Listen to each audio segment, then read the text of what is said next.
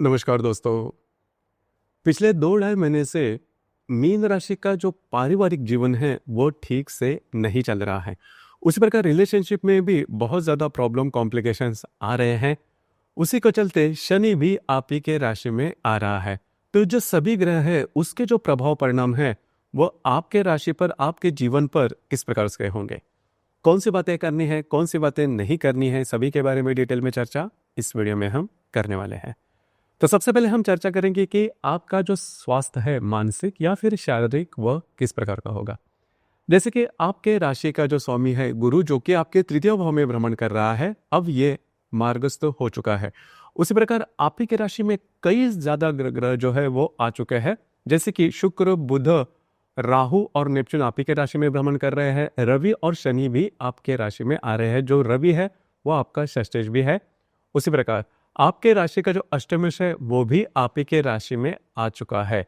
कुल मिला के देखा जाए या फिर मोटे तौर पर यदि देखा जाए तो ये जो संपूर्ण महीना है वो आपके लिए बहुत ही महत्वपूर्ण होगा। बहुत ज्यादा एक्टिव आप नजर आओगे। वैसे भी देखा जाए तो आपकी राशि है वो थोड़ा सा शांति पसंद करती है, बहुत ज्यादा स्ट्रेस नहीं लेती, लेकिन इस महीने में जो बातें हैं वो काफी अलग तरह से आपके सामने आ सकते हैं। बहुत ज्यादा आप एक्टिव नजर आओगे, थोड़ा स्ट्रेस भी आप पर बना रहेगा, लेकिन आपको स्वयं के इमोशंस पर थोड़ा सा कंट्रोल करना आवश्यक है, क्योंकि आपकी जो राशि है बहुत ज्यादा इमोशनल है, छोटी छोटी बातों को लेकर बहुत ज्यादा सोच विचार करती है। बिल्कुल भी चिंता ना करें, क्योंकि जो गुरु आपके तृतीय भाव में भ्रमण कर रहा है वो आपको एक्टिव तो बनाएगा, लेकिन जो बातें हैं जैसा आप चाहते हो उस प्रकार से होगी, तो चिंता बिल्कुल ना करें। आप अपने भावनाओं के ऊपर आपको थोड़ा सा कंट्रोल करना होगा।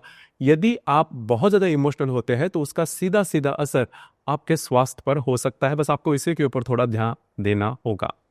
उसी प्रकार आपका जो फाइनेंस है, आर्थिक स्तर है, उसके बारे में कहा जाए तो आपके राशि का सबसे महत्वपूर्ण ग्रह मंगल, जो कि आपका धनेश है, भाग्यश है, आपके चतुर्थ भाव में भ्रमण कर रहा है। उसी प्रकार आपके राशि का जो अष्टमेश है मंगल, जो कि आप ही के राशि में भ्रमण कर रहा है, और जो राशि का लाभेश है शनि, वो आपके व्यय भाव से आपके राशि में आ रहा है। कुल मिला के देखा जाए या फिर मोटे तौर पर अगर देखा जाए तो ये संपूर्ण महीना है, इसमें आर्थिक स्तर पर आपको किसी भी प्रकार के दिक्कतों का सामना करना नहीं पड़ेगा।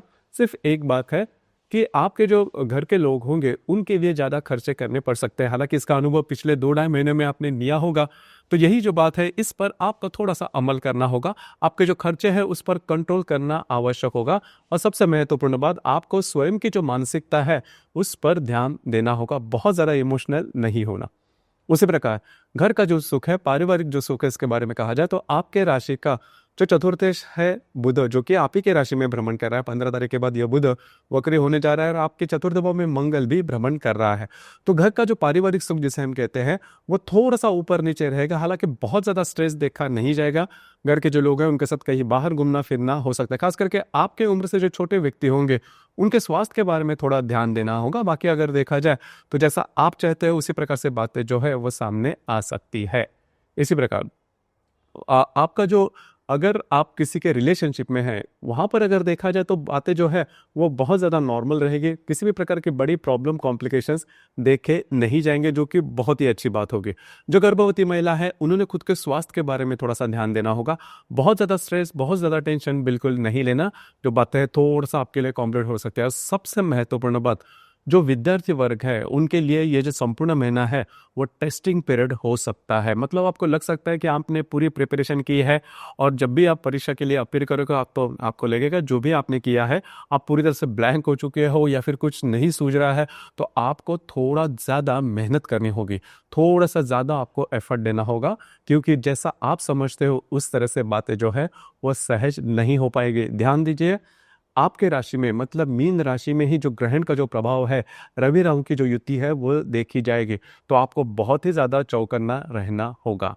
इसी प्रकार वैवाहिक जीवन के मामले में अगर कहा जाए तो आपके राशि का जो सप्तमेश है बुध, जो कि आप ही के राशि में भ्रमण कर रहा है, 15 तारीख के बाद ये जो बुध है वो वक्री होने जा रहा है। तो कुल मिला के देखा जाए तो खास करके 17-18 तारीख के बाद का जो समय है उसमें आपके जो वैवाहिक जोड़ीदार है उनके साथ छोटी मोटी बातों को लेकर तकरार हो सकती है। लेकिन यहाँ पर एक बात बहुत ही महत्वपूर्ण है कि आपके राशि का जो गुरु है स्वामी, वो पंचम दृष्टि से आपके सप्तम भाव को देख रहा है। तो जो बातें हैं वो एक्सट्रीम पर नहीं जाएगी, लेकिन थोड़ा सा स्ट्रेस थोड़ा सा बना रहेगा 17-18 तारीख के बाद। बस आपको इसी के ऊपर थोड़ा कंट्रोल करना होगा।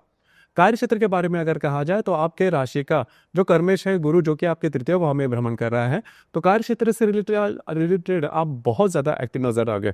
वैसे भी देखा जाए तो आपकी जो राशि है इस संपूर्ण महीने में बहुत ज़्यादा एक्टिव नजर आएगी। और आपके राशि में एक बात है कि थोड़ा सा करेंगे, देखेंगे, सोचेंगे, ऐसी जो बात है वो थोड़ी सी ज़्यादा देखी जाती है, लेकिन इस महीने में ऐसा बिल्कुल भी नहीं चलेगा।